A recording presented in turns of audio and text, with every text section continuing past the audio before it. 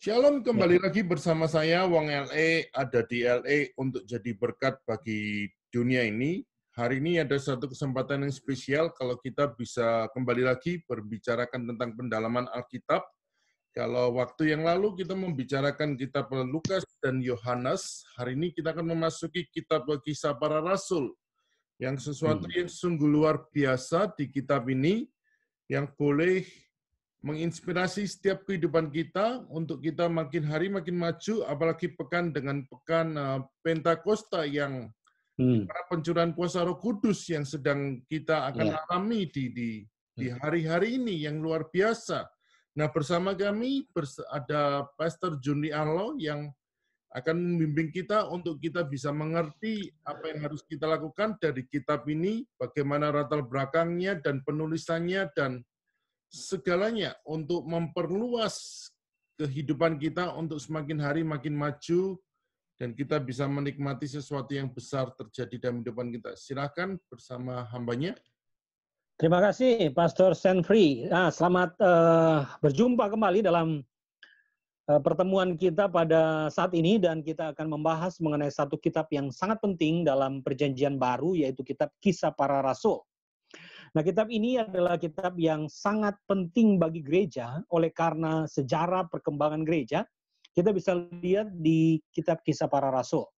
Jadi kalau kita membaca secara keseluruhan 28 pasal dari kitab Kisah Para Rasul ini, maka kita bisa sedikit banyak mengerti dunia Perjanjian Baru. Karena Paulus dalam pelayanannya mengerjakan banyak hal di kitab Kisah Para Rasul. Dalam perjalanan misi, 3 kali dia mengerjakan perjalanan misi. Lalu di tengah-tengah dia mengerjakan pelayanan penginjilan atau penanaman gereja.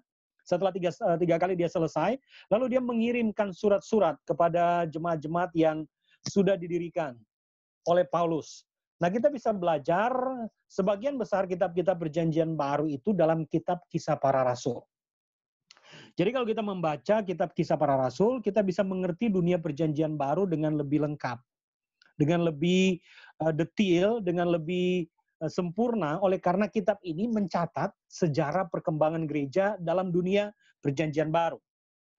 Nah, dalam kitab Injil Lukas beberapa waktu yang lalu saya pernah membahas bahwa penulis dari kitab Kisah Para Rasul dan Injil Lukas itu sama, yaitu seorang Yunani bernama Lukas. Dia berprofesi sebagai tabib atau dokter pada dunia zaman sekarang ini. Dan dia adalah orang Yunani, satu-satunya penulis dalam Perjanjian Baru yang berlatar belakang Yunani adalah Lukas. Dia satu-satunya orang yang bukan Yahudi yang menulis dalam kitab Perjanjian Baru. Ada 2 yang dia tulis. Yang pertama adalah Injil Lukas, dan yang kedua adalah kitab Kisah Para Rasul. Nah, kitab pertama dari tabib Lukas atau dokter Lukas adalah Injil. Dia menceritakan mengenai sejarah kehidupan Yesus. Dia menulis secara detail karena Lukas adalah seorang yang terpelajar, dia seorang yang sejarawan, dia seorang yang sangat detail. Dia menulis mengenai kisah kehidupan Yesus mulai dari kelahirannya, karyanya, sampai dia mati. Misalnya dalam Injil Lukas pasal terakhir itu, lalu dia naik ke sorga. Nah, kitab kedua dari tabib Lukas adalah Kisah Para Rasul. Nah, apa yang ditulis oleh Lukas di dalam kitab Kisah Para Rasul, yaitu kelanjutan dari karya Kristus. Setelah dia naik ke sorga, maka dia memberikan Roh Kudus kepada gereja Tuhan, kepada orang percaya. Ketika Yesus terangkat ke sorga, dia berkata kepada murid-muridnya untuk mereka tidak keluar dari Yerusalem sampai mereka dipenuhi oleh kuasa dari tempat yang maha tinggi. Nah, hari-hari ini menjadi hari-hari yang tepat karena setelah Paskah, setelah kebangkitan Kristus, kita sedang menantikan pencurahan Roh Kudus. Dalam tradisi aliran gereja Pentakosta atau karismatik, biasanya ada yang disebut doa 10 hari atau doa Pentakosta. Nah, itu diambil di dalam kisah sejarah kekristenan di dalam kitab Kisah Para Rasul. Nah, kepada siapa kitab Kisah Para Rasul ini ditujukan? Ditujukan kepada orang yang sama, yaitu Theophilus. Siapakah Theophilus? Theophilus adalah bangsawan Romawi, orang yang terpandang, orang yang terpelajar, orang yang berpengaruh penting dalam dunia pemerintahan Romawi. Dan Lukas, tabib Lukas, ingin mempertobatkan Theophilus dengan mengirimkan 2 kitab. Yang pertama Injil Lukas, dan yang kedua sambungannya, volume kedua atau buku yang kedua dari tabib Lukas adalah kitab Kisah Para Rasul. Nah, mulai dari judulnya atau mulai dari namanya, Kisah Para Rasul itu dalam bahasa Inggris disebut Acts atau kisah atau hal-hal yang dikisahkan oleh penulis berkaitan dengan para rasul. Para rasul. Kalau dalam bahasa Yunani disebut praxeis apostolon.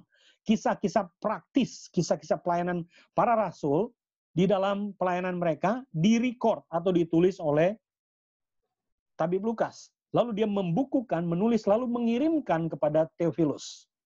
Tujuannya untuk apa? Ternyata kalau kita membaca kitab Kisah Para Rasul dan membaca kitab Injil Lukas, waktu Lukas menulis Injil Lukas diberikan kepada Theophilus, dan Theophilus membaca semua kitab Injil Lukas, dia akhirnya menerima Kristus. Theophilus akhirnya menjadi orang yang percaya. Nah, kelanjutan dari tulisan dari tabib Lukas adalah dia mengirimkan volume kedua, yaitu kitab Kisah Para Rasul.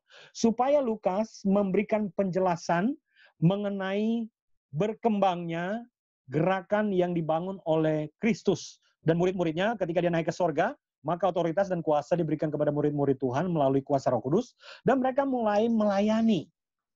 Mulai dari mana? Mulai dari Yerusalem, Yudea, Samaria, sampai ke ujung bumi.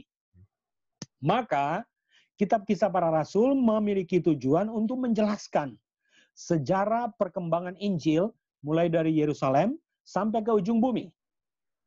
Kitab Kisah Para Rasul juga memberikan tekanan kepada kuasa Roh Kudus yang melengkapi orang-orang percaya, murid-murid Tuhan, para saksi Kristus untuk memberitakan Injil. Tekanan yang sangat penting di sini adalah pemberitaan Injil. Ayat yang sangat terkenal itu adalah kitab Kisah Rasul 1 ayat yang ke-8. Saya bacakan bagi kita. Kitab Kisah Rasul 1 ayat 8 bunyinya begini. Tetapi kamu akan menerima kuasa kalau Roh Kudus turun ke atas kamu. Dan kamu akan menjadi saksiku di Yerusalem dan di seluruh Yudea dan Samaria dan sampai ke ujung bumi. Nah, ini menjadi tekanan dalam kitab Kisah Para Rasul, di mana tabib Lukas ingin menunjukkan kepada Theophilus bahwa saksi-saksi Kristus, murid-murid Kristus yang sudah dipenuhi oleh Roh Kudus dalam peristiwa kitab Kisah Rasul pasal 2, turunnya Roh Kudus dalam peristiwa yang kita kenal dengan sebutan Pentakosta, mereka menjadi saksi Tuhan. Mulai dari Petrus. Petrus yang tadinya menyangkal Tuhan 3 kali, dia menyangkal Tuhan sampai bersumpah-sumpah, aku tidak kenal orang itu. Petrus akhirnya mau kembali kepada profesinya semula, yaitu nelayan. Tapi ketika Roh Kudus dicurahkan, Petrus yang adalah seorang penakut itu, yang dikerta oleh seorang wanita lalu dia menyangkal Tuhan, berubah menjadi berani. Itu kita bisa lihat di dalam kitab Kisah Para Rasul pasal yang kedua. Ini adalah hal yang sangat luar biasa. Saksi. Kata yang dipakai di dalam kitab Kisah Rasul pasal 1 ayat 8, kata kuasa itu diambil dari kata dunamos.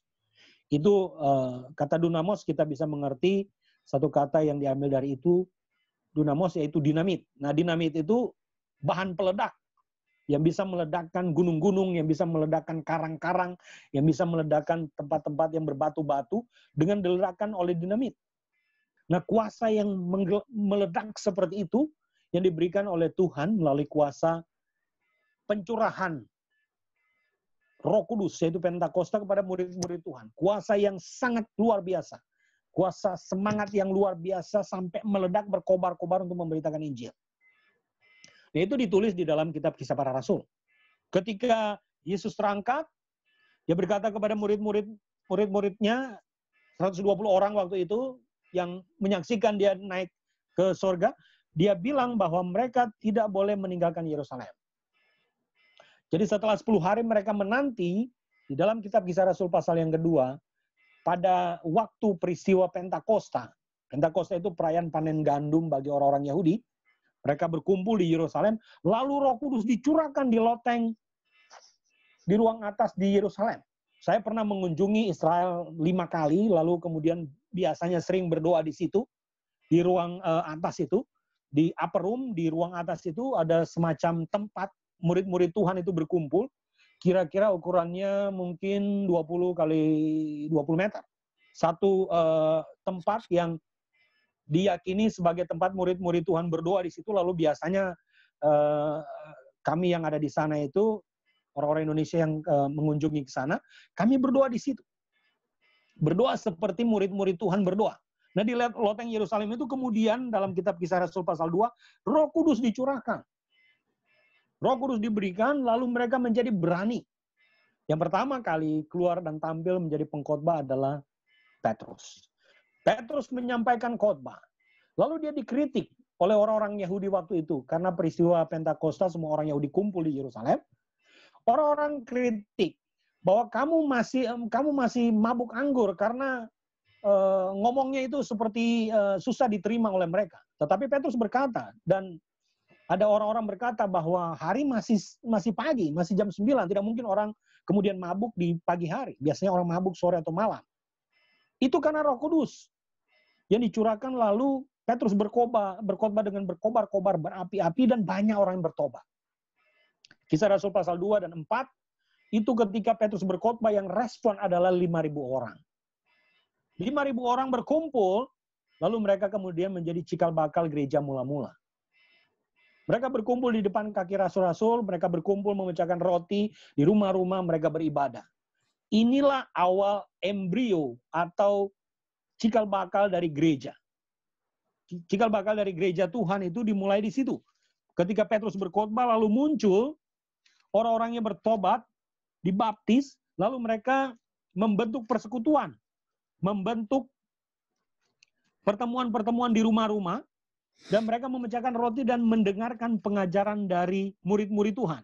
Misalnya, Kisah Rasul pasal 4 ayat 32 sampai 35.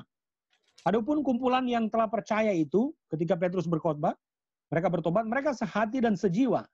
Kisah Rasul 4 ayat 32. Adapun kumpulan yang telah percaya itu, mereka sehati dan sejiwa, dan tidak seorang pun yang berkata bahwa sesuatu dari kepunyaannya adalah miliknya sendiri, tetapi segala sesuatu adalah kepunyaan mereka bersama. Dan dengan kuasa yang besar, rasul-rasul memberi kesaksian tentang kebangkitan Tuhan Yesus. Dan mereka semua hidup dalam kasih karunia yang berlimpah-limpah.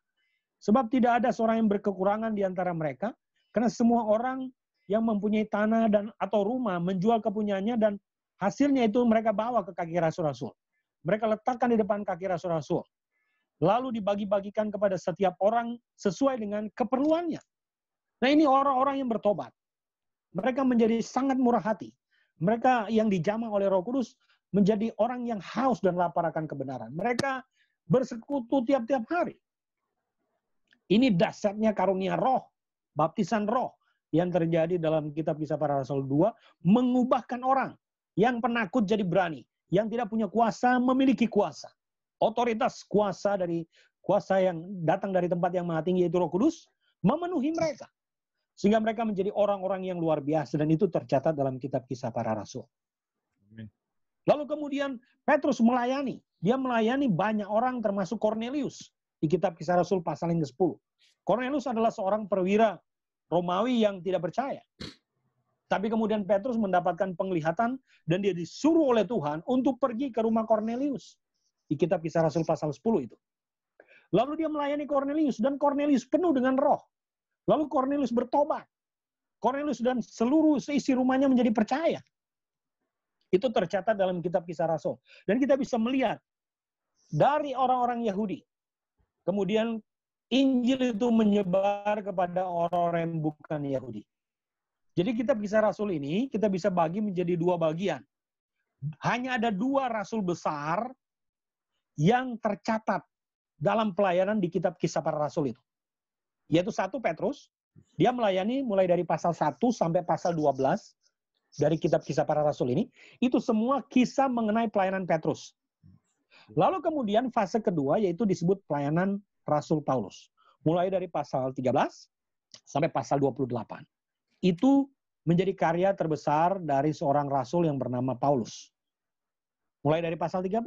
Mulai dari pertobatan Paulus, pertobatan Saulus, mulai dari kitab Kisah Rasul pasal 9 dan seterusnya. Paulus itu tadinya orang yang tidak mengenal Tuhan. Dia berkobar-kobar menganiaya orang-orang Kristen, menangkap, membunuh, menganiaya orang-orang Kristen. Lalu dia kemudian ditangkap oleh Tuhan waktu perjalanan ke Damsyik di kitab Kisah Rasul pasal yang ke-9. Lalu sesudah itu dia kemudian bertobat dan dia menjadi murid Tuhan. Dia menjadi orang yang dipanggil oleh Tuhan untuk melayani. Nah, sejak kitab Kisah Rasul pasal 13 sampai pasal 28, ini kisah tentang seorang pribadi yang bernama Rasul Paulus. 2 rasul itu saja. Selain rasul-rasul yang lain yang melayani, ya. Misalnya Filipus melayani sida-sida dari Ethiopia dan sebagainya. Tetapi yang paling dominan adalah 2 rasul itu. Rasul Petrus dan Rasul Paulus. Dan ini bercerita mengenai sejarah perkembangan gereja, sejarah pertumbuhan gereja, menggenapi kitab Kisah Rasul 1 ayat 8 tadi. Jadi Injil itu menyebar mulai dari Yerusalem. Yerusalem itu kota Tuhan, kota suci, tempat Raja Daud membangun bait suci. Kemudian diteruskan oleh Salomo. Karena Daud akhirnya memang tidak diizinkan, tetapi dia punya niat untuk membangun bait suci. Tetapi kemudian anaknya yang bernama Salomo yang membangun bait suci itu ada di Yerusalem. Yerusalem menjadi kota yang sangat penting bagi bangsa Israel.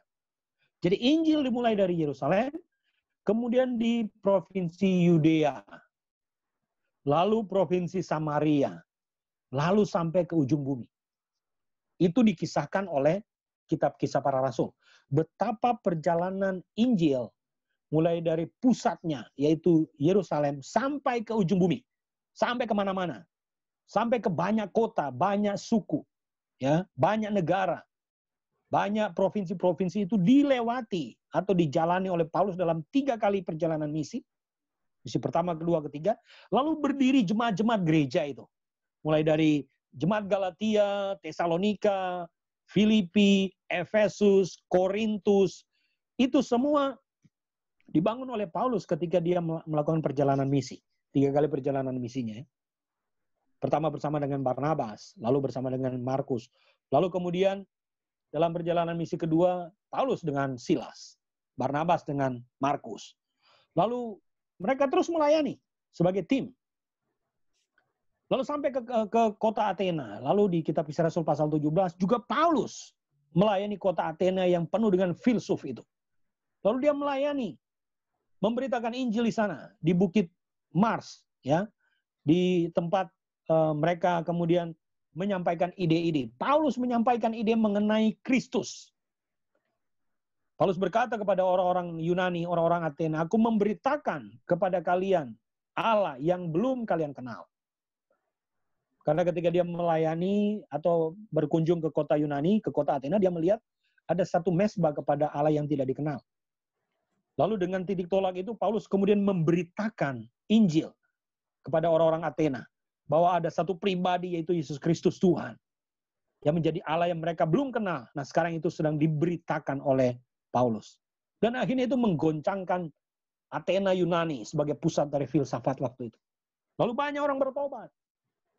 Itu dikisahkan dengan sangat luar biasa. Mulai dari perjalanan, pelayanan, dan perkembangan gereja dari Yerusalem, Yudea, Samaria, dan sampai ujung bumi. Dan itu dicatat oleh kitab Kisah Para Rasul. Itu dicatat secara detail. Kalau kita membaca secara detail, 28 pasal dari kitab Kisah Para Rasul ini, kita bisa mengerti dunia perjanjian baru dengan lebih lengkap, seperti yang saya katakan di awal tadi. Bacalah ini, karena ini akan mengobarkan semangat pemberitaan Injil kita. Karena kemanapun Paulus pergi, dia memberitakan Injil. Dan itu memang tugas kita. Tugas dari gereja, tugas dari orang-orang percaya. Tugas dari orang-orang yang beriman kepada Kristus. Memberitakan Injil.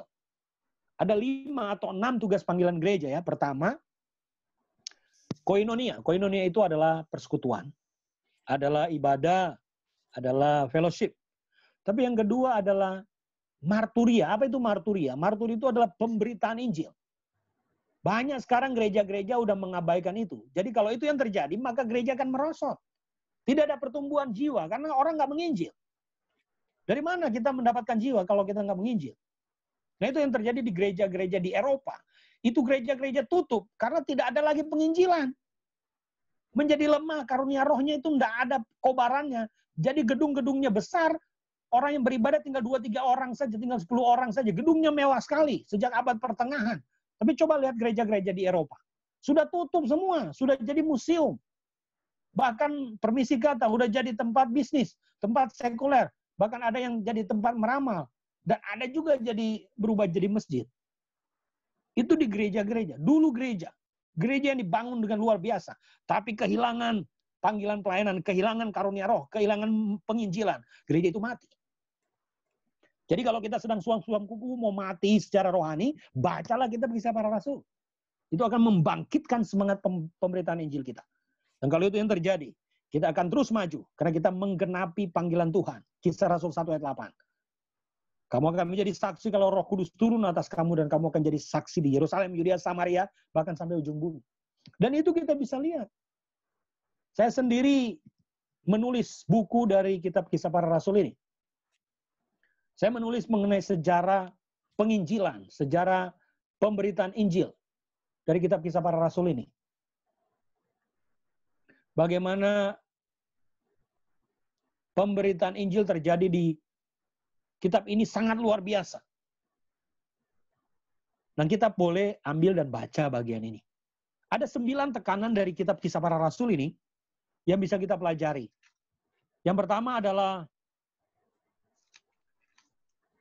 doa. Doa penting. Doa itu menjadi sebuah kekuatan bagi pelayanan kita. Kalau pelayanan tanpa doa itu kering, hambar, tidak ada urapan. Tidak terasa atmosfernya. Hanya formalitas. Orang tidak mendapatkan apa-apa karena kering. Karena nggak ada urapan. Pernah Anda merasakan ketika orang beribadah itu lalu nggak ada sesuatu yang bisa mendorong dia menjadi lebih dekat dengan Tuhan. Karena kering. Nggak ada doa. Nah di kitab Kisah Para Rasul itu banyak orang berdoa. Ya tiap hari mereka berdoa. Yang kedua adalah gereja. Tekanan ciri khas dari kitab Kisah Rasul adalah gereja. Di situ gereja terbentuk. Gereja mula-mula. Mereka berkumpul. Tadi koinonia, marturia, diakonia. Itu tugas panggilan gereja. Diakonia itu kita bisa lihat di Kisah Rasul pasal yang ke-6. Itu salah seorang yang bernama Stefanus. Dia seorang yang penuh roh. Dia melayani para janda, anak-anak yatim piatu, dalam pelayanan diakonia. Diakonia itu membagi-bagi kebutuhan dari orang-orang miskin. Ya, sembako, kebutuhan apapun. Itu pelayanan sosial gereja. Ya, memberi makan mereka. Itu ditulis dalam kitab Kisah Rasul pasal yang ke-6. Nah, orang yang kemudian ditunjuk melayani adalah Stefanus. Nah, kita tahu Stefanus itu martir pertama. Karena mereka melihat Stefanus penuh dengan hikmat dan roh, mereka kemudian debat dengan Stefanus. Dan orang-orang Yahudi itu kalah berdebat.